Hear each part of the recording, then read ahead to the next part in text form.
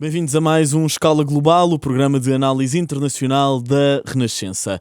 18 horas e 3 minutos em Caracas, 23 horas e 3 minutos em Portugal continental, 24 de junho de 2026. A data ficará marcada para sempre na história da Venezuela, quando dois sismos com menos de um minuto de intervalo sacudiram o país e provocaram milhares de mortos e desaparecidos.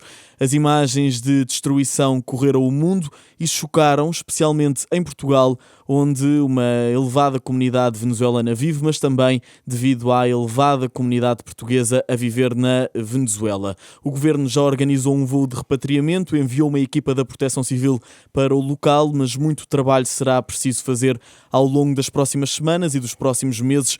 Abrimos hoje, por isso, um espaço de debate com o antigo secretário de Estado das Comunidades Portuguesas, José Cesário, e será uma conversa complementada, como habitual, com o nosso comentador residente, Manuel Poeixo Torres. Olá aos dois, obrigado por estarem na companhia da Renascença, Manuel. Muito obrigado por estar connosco, bem-vindo ao Escala Global. É um privilégio tê-lo connosco para discutirmos um tema essencial, particularmente no que diz respeito também às comunidades portuguesas afetadas por esta calamidade. Começando então até pelo mais recente balanço, aponta para 86 portugueses desaparecidos, 60 mortos com nacionalidade portuguesa. Estes números vindos das autoridades venezuelanas, José Cesário, são totalmente fiáveis. Algumas associações têm insistido que a contagem pode não estar completamente certa. Pode acontecer, mas diria que, de um modo geral, eles corresponderão àquilo que é a sensibilidade, pelo menos da maior parte das pessoas que estão no terreno. Eu tenho falado com várias pessoas que estão quer em Caracas, quer noutros pontos da Venezuela. De facto, há a indicação de desaparecidos. Desaparecidos nesta circunstância normalmente significa mortos, não é? Infelizmente. Mas de acordo com o trabalho que foi feito pelas autoridades consulares portuguesas, julgo que estaremos a falar de números aproximadamente corretos no que respeita à comunidade portuguesa. Já não direi a mesma coisa relativamente a outros casos.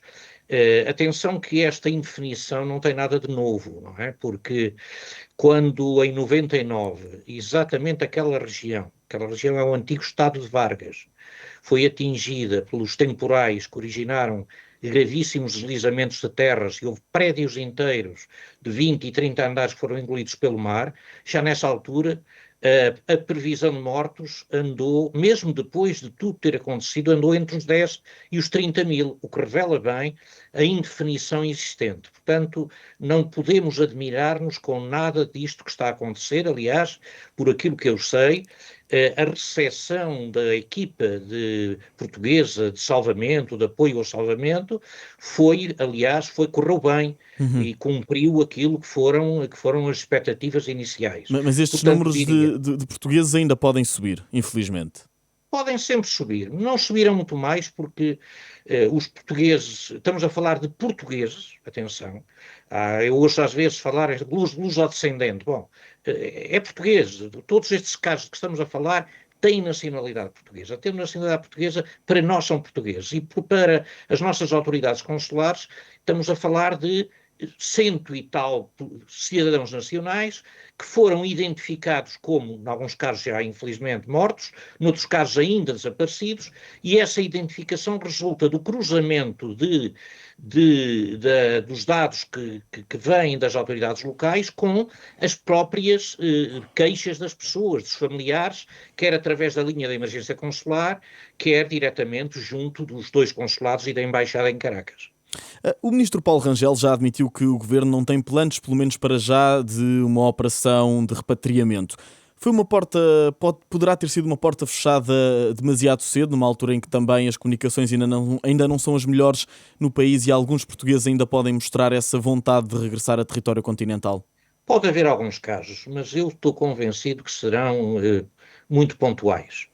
É preciso perceber que aquela comunidade já foi alvo de vários problemas ao longo de todas estas décadas. Se houve pessoas que tinham de sair, na maior parte dos casos já saíram. Poderemos agora falar de um caso ou outro extremo, porque perdeu todos os familiares, porque tem meios no exterior, porque a grande questão é esta: para a pessoa sair do país é porque tem meios fora, porque se não tiver meios fora do país, é muito dificilmente lá sai, sobretudo se tiver alguns bens. Eu mesmo no período pior que a Venezuela viveu, aqui há mais ou menos 12 anos atrás, 13, 14 anos atrás, eu fui confrontado, lá mesmo, em reuniões que fiz com dezenas e dezenas de pessoas, fui confrontado com muita gente que me dizia: eu até podia ir embora, mas repara, eu tenho aqui todos os meus bens, eu tenho aqui todos os meus familiares, a minha terra é esta. Vou agora para a Madeira, ou vou para Espinho, ou vou para Viseu, quando já não tenho nada me liga àquela terra, eu, apesar de tudo aqui, tenho coisas. E depois há que perceber uma coisa, é que a Venezuela, independentemente dos problemas políticos que tem atravessado, a Venezuela teve sempre um grande dinamismo económico, não é? E mantém-no. E agora estou convencido que ainda vai aumentar, fruto das perspectivas que se abrem com esta nova colaboração, nomeadamente com os Estados Unidos. E, portanto, as perspectivas na Venezuela não são completamente negativas. Agora, poderá haver situações pontuais, não digo que não, acontecem sempre. Tenho de recordar aqui também que, mesmo na última onda, na última vaga de saída de cidadãos da Venezuela, venezuelanos da Venezuela, e venezuelanos e de outras origens, como é o caso da portuguesa, a verdade é esta: nós tivemos no máximo cerca de 30 mil que foram para a Madeira, para o continente vieram menos, e muitos deles já regressaram à Venezuela. Nós sabemos perfeitamente que isto acontece e verifica-se quando nós falamos com vários líderes comunitários, quando falamos com várias famílias. Eu conheço pessoas que estavam na Madeira, estavam no continente, hoje já estão com as suas atividades normais na Venezuela, embora continuem a circular de um lado para o outro, é evidente. Manuel Peixes Torres, esta situação humanitária na Venezuela surge 6 meses depois de forte turbulência política, da operação dos Estados Unidos, da detenção de Nicolás Maduro. A transição democrática ainda não, pelo menos de acordo com especialistas e analistas, não acelerou tanto quanto se desejava. Estes sismos vêm tirar mais esperança à população venezuelana? É uma situação muito complicada. Ninguém escolhe, ninguém tem o poder para perceber ou para poder pensar o que é que poderá acontecer de pior depois de um cataclismo político aparecer uma catástrofe humana desta dimensão, não é? São vagas seguidas umas das outras. Vamos ver que mais é que ainda vai acontecer à Venezuela. Esperemos que o caminho para a reconstrução, não apenas das cidades, mas a reconstrução de vidas e de representantes políticos de um governo verdadeiramente escolhido democraticamente e de forma transparente, aconteça o mais depressa possível. Mas as dificuldades são tantas. A falta de apoio e a falta de reestruturação económica padece de ter agentes políticos à altura dos desafios, que infelizmente as pessoas e os planeadores e as nações que neste momento se multiplicam naquela região têm que ajudar os venezuelanos a criar uma lista de prioridades. E a lista de prioridades neste momento está em salvar vidas. Depois dessas vidas salvas, é necessário destruir as infraestruturas que neste momento estão sob risco de derrocada e começar do zero. Mas esse é um problema de infraestruturas. A seguir há um problema familiar, a seguir há um problema económico e, por fim, na base de tudo isto, mas de forma mais distante, está o problema político. Atrasa todo este processo. Pode atrasar ou pode catalisar. Por um lado, catalisa no sentido em que a transformação acontece a vários níveis e de forma simultânea. A Venezuela necessita rapidamente de se abrir economicamente ao mundo. Sabemos que o levantamento de algumas sanções ajudaram ao alívio da inflação na Venezuela.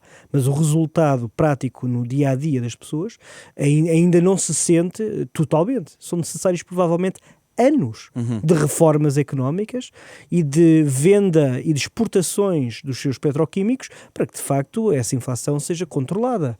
É necessário haver um replaneamento urbanístico. Muitos dos prédios que caíram começam agora a ser identificados falhas não apenas estruturais, mas dos próprios materiais. Encontraram-se, portanto, pilares de sustentação de diferentes prédios que não tinham os materiais adequados às construções modernas. Inclusivamente havia misturas entre cimento e esferovite. Portanto, não hão de ser todos, mas isto é um resultado real e direto do tipo de economia que sustentou a Venezuela durante décadas. A necessidade da corrupção associada ao Estado ilegítimo que sempre teve, a falta de capacidade económica para a compra de materiais, a necessidade de desvio de fundos públicos para alimentar determinados bolsos e determinadas indústrias. Portanto, tudo isto é lamentável. Mas a verdade é que, se voltarmos aqui à questão, e de um ponto de vista geopolítico, parece-me que mais tarde ou mais cedo, este vai ser um catalisador de mudança e não necessariamente algo que vá atrasar. E que posição é que se espera dos Estados Unidos? Os Estados Unidos já, para além de terem enviado agora, o maior contingente... a médio e a longo prazo? A curtíssimo prazo. Os Estados Unidos fizeram uma ajuda humanitária de cerca de 250 milhões de dólares. Foi a nação que mais homens e materiais enviou para a Venezuela. Os Estados Unidos aqui têm uma missão que não fazem extrínseca entre aquilo que é a posição geopolítica e as ambições da Casa Branca face a governos hostis aos Estados Unidos no seu continente, e aquilo que é uma missão humanitária, uma missão de salvamento que os Estados Unidos apoiam sempre, particularmente no seu continente e nas suas chamadas áreas de responsabilidade. Já tiveram no Haiti, já tiveram em diferentes estados, e esta é uma função que os Estados Unidos são a potência e que estão mais perto para poder auxiliar. Espera-se, inclusivamente, que Maria Corina Machado se possa regressar à Venezuela e que essa transição seja feita o mais depressa possível, mas de forma pacífica e sem recurso à violência, porque este é um momento de dificuldade humana, e é em momentos de grande dificuldade humana que se explora a miséria humana para se atingirem determinados fins, e é muito importante que tudo seja feito de forma transparente e de forma democrática. José Cesário, o Manuel Pois Torres falava já do facto da Maria Corina Machado ter sido impedida de entrar na Venezuela. É sinal de que toda esta situação humanitária pode dificultar a transição democrática no país? Pelo menos atrasá-la. Estou convencido disso. Efetivamente, alguns sinais apontam nesse sentido, mas a verdade é esta: o que acontecer na Venezuela será articulado sempre com o governo norte-americano, e, portanto, estou firmemente convencido que a atual situação política da Venezuela evoluirá nos termos exatos em que os Estados Unidos desejarem, nomeadamente o Presidente Trump. Acredito que para o Presidente Trump e para o governo norte-americano seja importante ter uma Venezuela, diria, em desenvolvimento, em franco desenvolvimento, e com perspectivas de abertura económica significativas, pelo menos para a América do Norte, os países vizinhos. Depois veremos relativamente à Europa como é que as coisas evoluirão, até porque há interesses muito fortes.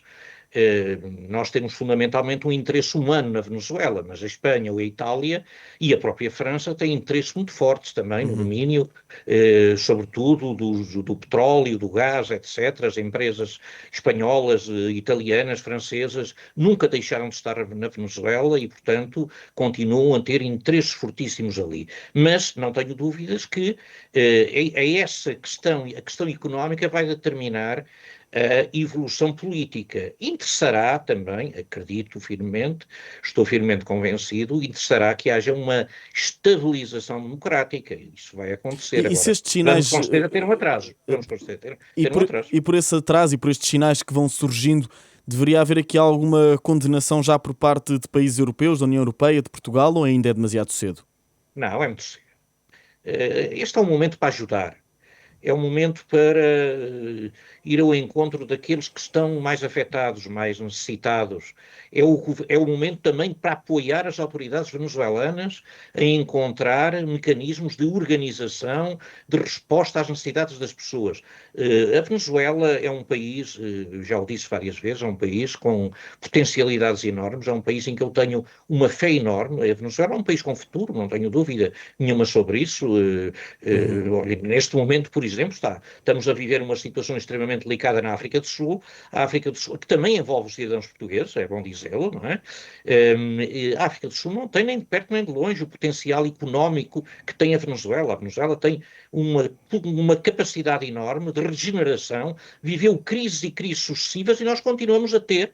Eu falo muito com a nossa gente que está ligada ao pequeno comércio, ao médio comércio, e a verdade é que eles continuam a ganhar muito dinheiro, mesmo no contexto de uma crise grave. É verdade, também continuamos a ter gente de que ninguém fala nos ranchitos, que são as favelas locais, pessoas que lá foram, nunca de lá saíram, os respectivos familiares, temos essas pessoas, mas a verdade é que no universo empresarial, sobretudo ligado ao comércio, pequeno e médio comércio, os portugueses sempre pontificaram na Venezuela, sempre tiveram uma posição muito forte e continuam a ganhar dinheiro mesmo nos momentos de crise.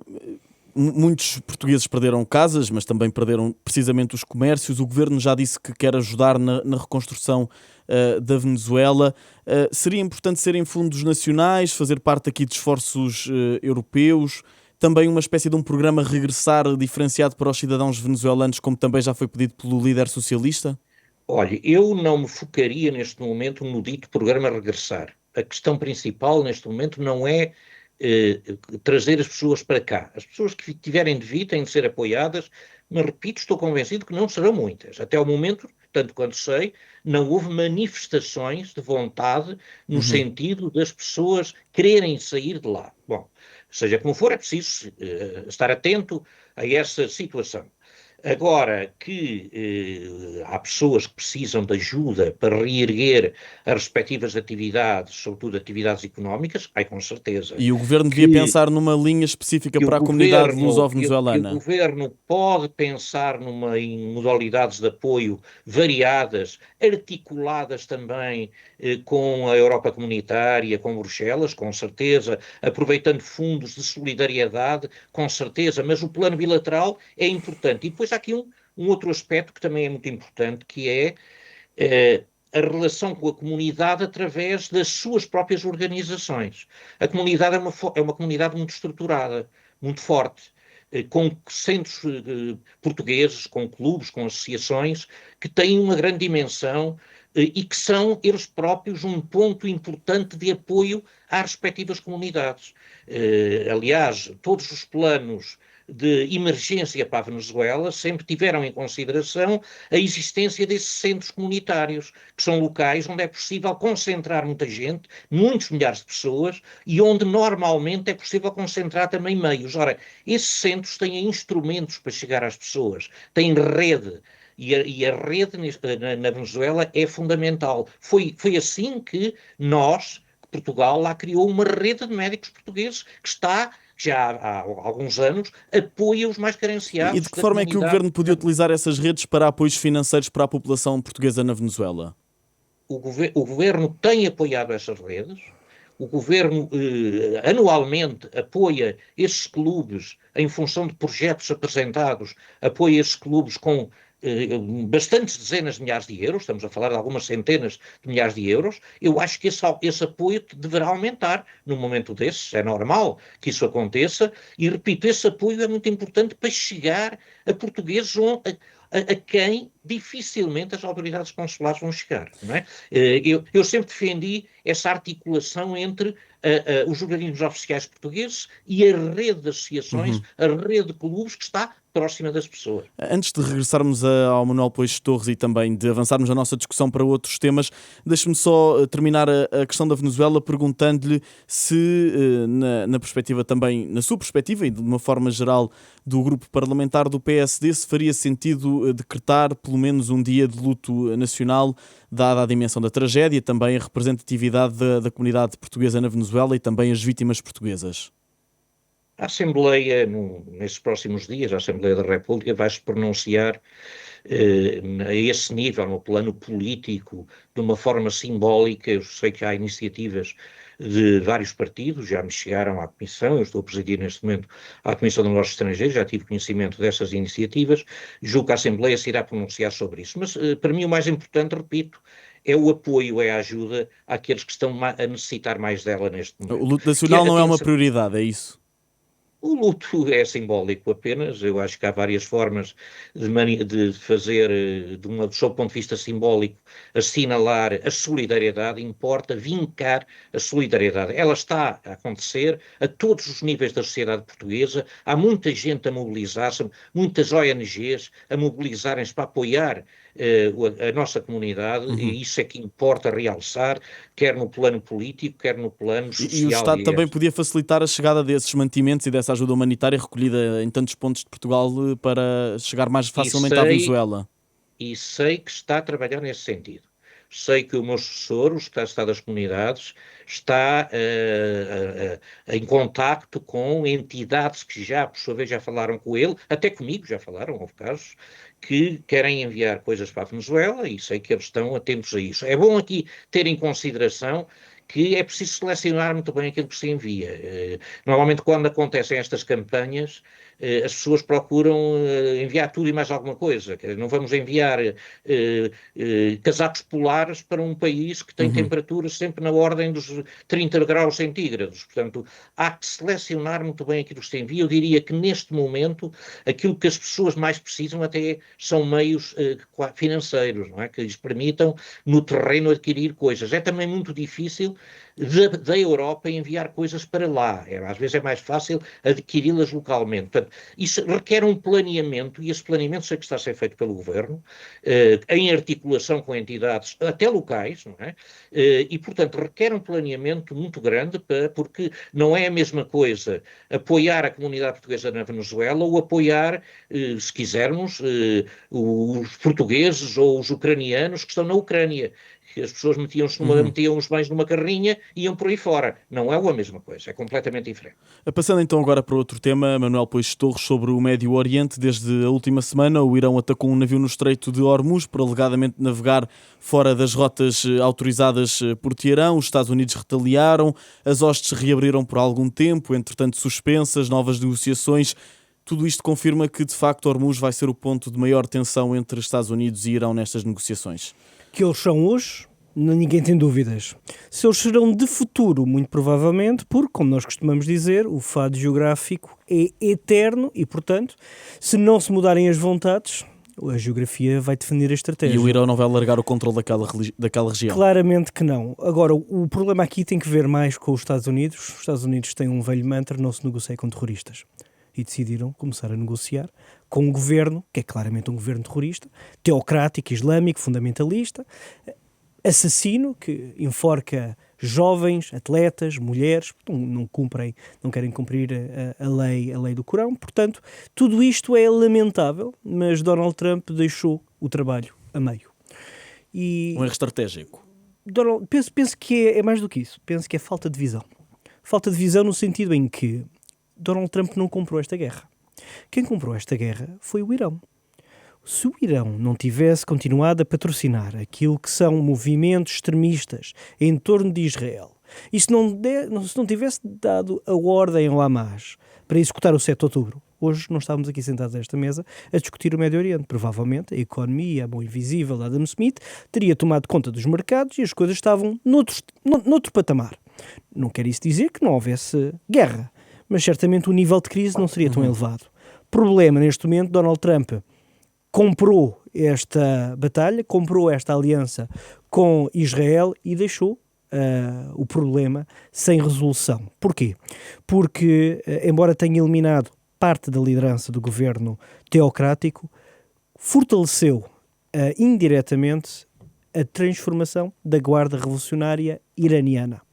A Guarda Revolucionária Iraniana neste momento está a seguir um caminho de reforma, há quem lhe chame rebranding, mas é mais do que a letra da lei, é propriamente de substância, de aproximação àquilo que é o centro de governo, ou centro de poder no governo iraniano, e portanto, mais tarde ou mais cedo, a narrativa iraniana de que o Irão tem direito natural e controle sobre o Estreito de Hormuz deixará de ser apenas palavra e passará rapidamente a ser lei. O problema da lei é que pode ser reconhecida pelo Irão, mas não necessariamente pelas outras nações vizinhas. E esta guerra, toda ela, se debate com aquilo que será o controle do Estreito de Hormuz. E aquela solução de dividir o Estreito de Hormuz quase em dois, a zona norte, a zona sul... Com o sultanato, não é? Com o sultanato Omã. Faz algum sentido? Não faz sentido, porque as rotas, mais uma vez, são águas internacionais. E, portanto, claro que faça sentido para o Omã ou faça sentido para o Irão, não quer isso dizer que faça sentido para nenhum Estado que esteja nas margens do Golfo Pérsico. O que mostra o que quer dizer é que, na continuação das hostilidades e nos picos de conflito, violando o tal memorando de entendimento, vamos continuar a ouvir Donald Trump a dizer que talvez, se mudar de ideias no futuro, poderá acabar aquilo que já começou. Portanto, a utilização da coerção no momento negocial são simplesmente signal costing ou signal costly, que são mecanismos económicos e militares que são utilizados para sinalizar aos nossos adversários que estamos dispostos politicamente a ir até um determinado nível nas nossas campanhas militares, de forma a atingir os nossos objetivos políticos.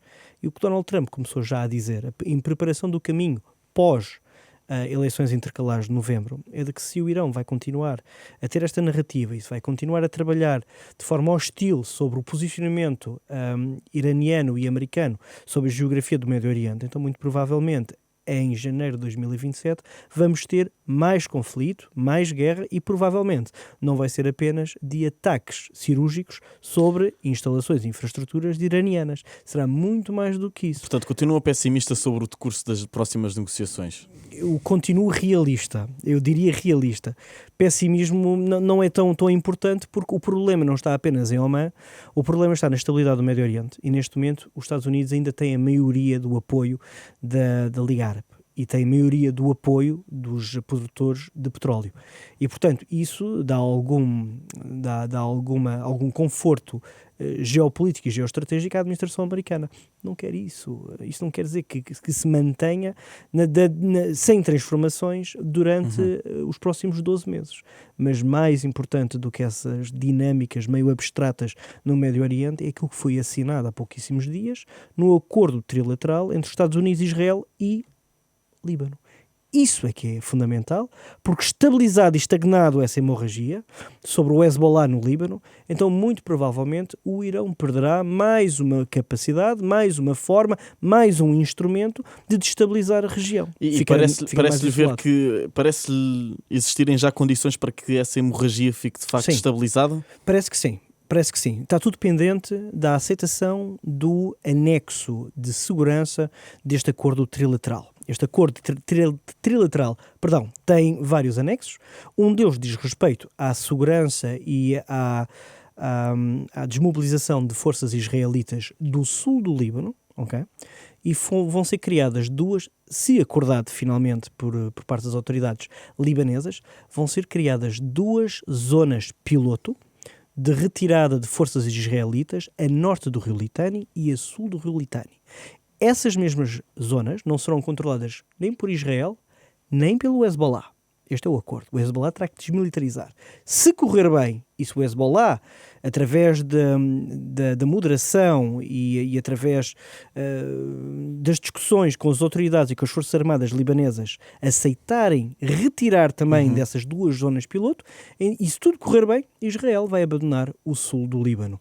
Mas para que isso aconteça, é necessário conversarem diretamente com a ala militar e a ala política do Hezbollah. Nós sabemos que o Irão não quer que isso aconteça. No dia que o Hezbollah entregar as suas armas e desmobilizar, é o dia em que o Irão perde a guerra e a campanha de várias décadas que criou para tentar neutralizar o poderio, a influência e as intenções geopolíticas de Israel no Médio Oriente.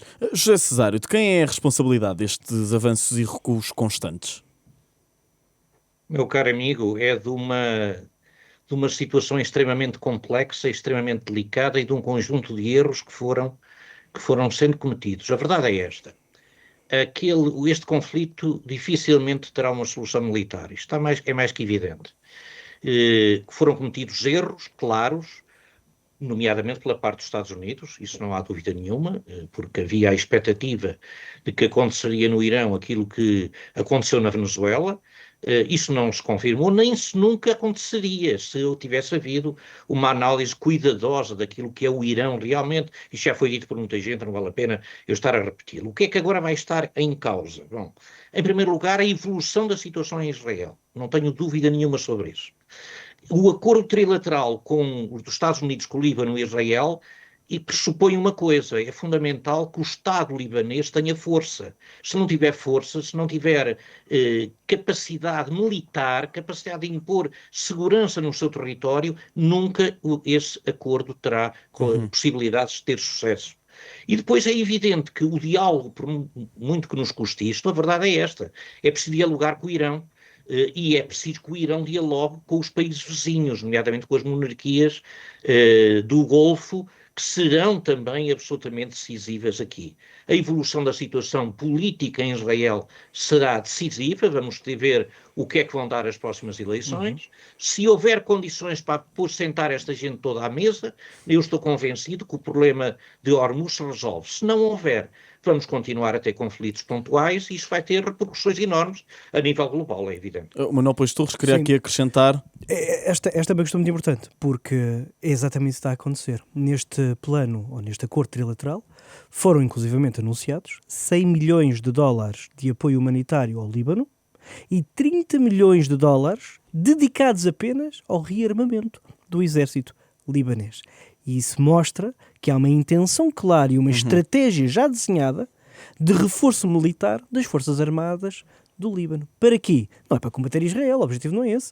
É conseguir manter a sua soberania através do músculo militar, que neste Conter momento o Hezbollah. desapareceu, diluiu-se naquilo que é o Hezbollah. É absolutamente de acordo. José Cesário, daquilo que também é a sua experiência como secretário de Estado das comunidades, dos contactos que mantém, a comunidade portuguesa no Médio Oriente, no Golfo Pérsico, está agora menos ansiosa? Repara, a comunidade portuguesa ali, neste momento, é muito pequena, exceto num caso, que é um caso especial, que é o caso de Israel, onde temos talvez cerca de 60 mil pessoas com nacionalidade portuguesa, que verdadeiramente são israelitas, são judeus que adquiriram a nacionalidade portuguesa ao abrigo da lei dos sefarditas. Não podemos falar ali, de um modo geral, de uma comunidade de expatriados, falando assim. Mesmo os países em que tínhamos mais gente, que era o caso, nomeadamente, dos Emirados, sobretudo Dubai e Abu Dhabi, sofreram uma sangria enorme. Ainda lá continuam algumas pessoas, mas muito menos do que aquelas que tínhamos. Essas pessoas, de um modo geral, as que aguentaram até ao momento, continuam, sabem que têm ali hipótese de ter uma vida interessante e, portanto, continuarão, mas não têm, repito, neste momento, em termos de, diria, de risco, no caso de haver outra vez conflitos, riscos de evacuação, de necessidade de fazer uma operação de salvamento, esses riscos diminuíram bastante. Agora, é verdade que teremos sempre ali algumas pessoas e isso terá a ver com a evolução também económica da região. Que se houver mais estabilidade, a economia voltará a agitar-se e aí teremos mais gente presente. Evidentemente, se isso não acontecer, as pessoas sairão, como saíram, muitas, eu sei, conheço variedíssimos casos de pessoas que estavam, nomeadamente em Abu Dhabi e no Dubai, repito, e que regressaram a Portugal com medo de serem alvo de algum problema de segurança. Vamos então passar para o último bloco de perguntas da nossa conversa sobre a comunidade portuguesa na diáspora de uma forma geral. As candidaturas ao programa Regressar já terminaram 7 anos depois. O Governo já prometeu o programa voltar. O PSD sabe da data de arranque oficial? Olha, eu não sei. Sei que o Governo está empenhado em encontrar uma solução. Há um compromisso político que foi assumido nas últimas eleições, haver, no fundo, poder dar-se ao programa regressar uma nova roupagem, poder, sobretudo, introduzir ali alguns elementos de natureza, eu diria até fiscal, sobretudo dirigidos não apenas aos mais novos, mas também aos reformados. Isso é um aspecto muito delicado, sobretudo para algumas comunidades na Europa, particularmente Suíça, Luxemburgo, França. É um aspecto também importante quando nós falamos de políticas de coesão em termos internos, porque nós precisamos desesperadamente de fixar gente com poder aquisitivo em zonas do território nacional, que são chamadas zonas de baixa densidade, em que não há pessoas que façam funcionar a economia. Essa talvez pudesse ser uma via. Sei que o Governo está a estudar isso de maneira a articular essas decisões com aquilo que são os compromissos internacionais, nomeadamente com o plano dos acordos bilaterais de dupla tributação que temos com variadíssimos países europeus. Agora, não tenho neste momento nenhuma informação segura quando essa decisão possa vir a ser tomada. Mas seria importante, por exemplo, subir os benefícios para além dos 50% de isenções fiscais durante 5 anos e aplicá-los também na mesma ordem de grandeza aos reformados? Não tenho dúvida nenhuma sobre isso, repito. É fundamental estender os apoios aos reformados e ajustar sempre esses apoios, mesmo para os mais novos. A verdade é esta: quem conhece a realidade migratória portuguesa sabe perfeitamente que um jovem que saiu de Portugal em 2012 ou 2013 ou 2014, neste momento está no Reino Unido, ou está na Dinamarca, ou está nos Emirados, de que falávamos há pouco, a ganhar 5 ou 6 vezes mais do que aquilo que ganharia em Portugal. Portanto, ele só regressa, independentemente de gostar muito do seu país, ele só regressa se de facto isso, do ponto de vista económico e na ótica, no caso dele ter filhos, na ótica até da formação dos respectivos filhos, se isso lhe interessar. E, portanto, nós temos de lhe abrir oportunidades, criar oportunidades. Não é fácil, é evidente que não é fácil, não vale a pena iludirmos. Acho que é mais fácil fazer isto para os reformados, que apesar de tudo, um mecanismo idêntico àquele que vigorava para os chamados residentes não habituais poderia ajudar, mas é evidente que... Mas para além dos 50%? Eventualmente, mas vamos lá ver, a grande questão é que não é fácil encontrar as soluções também, porque nós temos também de encontrar aqui um quadro que seja um quadro equilibrado relativamente àqueles que permaneceram em Portugal, não é? Aos portugueses que cá continuam por um lado e por outro lado no contexto dos acordos, tais acordos internacionais que temos com os países com os quais estabelecemos esses acordos de dupla tributação. E, portanto, repito, o Governo está a trabalhar nisso.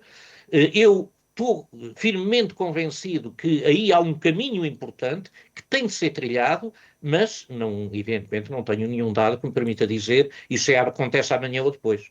Manuel Pois Torres, um dos efeitos também das guerras que tantas vezes aqui discutimos é estas mexidas na nossa comunidade na diáspora. Preocupa-o?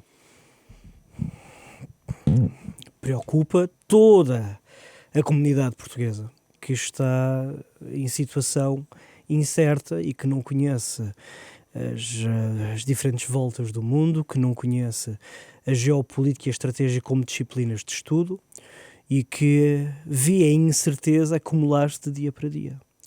E ser imigrante é suficientemente um desafio em si. Eu penso que eu nunca falei disto. Eu fui imigrante toda a minha vida profissional. Cheguei a Portugal em 2020 e senti bem, na pele, aquilo que são as dificuldades de um português ser imigrante em qualquer estado na Europa e fora da Europa. E, portanto, associar isso a uma grande pandemia, onde a incerteza é total, associar isso, essa aventura de vida, àquilo que são os grandes conflitos mundiais, às grandes incertezas e ciclos de rearmamento na Europa, é certamente assustador. E é algo que aos pais que querem planear da melhor forma a vida dos seus filhos e da sua família, é algo que tem que levantar muitas questões. Mas a verdade é que, para se combater a incerteza, é necessário que os governos façam um trabalho de casa, um planeamento E a União Europeia? adequado. Mas a União Europeia não é a panaceia.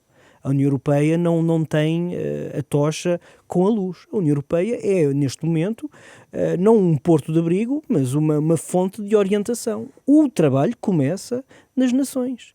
E a minha pergunta, e voltamos ao mesmo, no tempo de incerteza ganham aqueles que têm um fundo soberano, uma sociedade organizada, que têm uma sociedade informada sobre o que é que cada cidadão, cada bairro, cada freguesia tem que fazer em caso de emergência ou de cataclismo natural. A minha pergunta é: Portugal, Espanha, os mediterrâneos normalmente têm outro tipo de planeamento na sua cultura política, muito diferente daquilo que os nórdicos fazem. Mas se o modelo nórdico funcionou para preparar a sociedade, porque é que nós, num grande momento de incerteza, não se faz uma campanha nacional de preparação de segurança civil? Muito para lá daquilo que é a proteção civil, mas de segurança nacional, para se perceber, em caso das diferentes emergências, o que é que a população deve fazer. Portanto, diáspora é um problema natural. A incerteza dos tempos que vivemos é transversal àqueles que aqui estão e àqueles que saíram, mas, mais uma vez, assenta na preparação dos governos, na capacidade orientadora e de planeamento, combater precisamente esses momentos e esses grandes desafios que hoje todos vivemos de forma coletiva e quase todos nós sem saber muito bem qual será o dia de amanhã. Portanto, mais uma vez, primeiro nos bairros, depois nas freguesias, nos concelhos, nas regiões, nos países e só mais tarde nos concertos europeus. Fica por aqui mais um episódio do Escala Global, o programa de análise internacional da Renascença, esta semana com o antigo secretário de Estado das Comunidades Portuguesas, José Cesário. Foi uma análise complementada pelo nosso comentador residente Manuel Pois Torres. Contámos com o apoio da Beatriz Martel Garcia no som, da Rita Gonçalves no vídeo. Eu sou o Alexandre Abrantes Neves e o Escala Global volta para a semana. Até lá!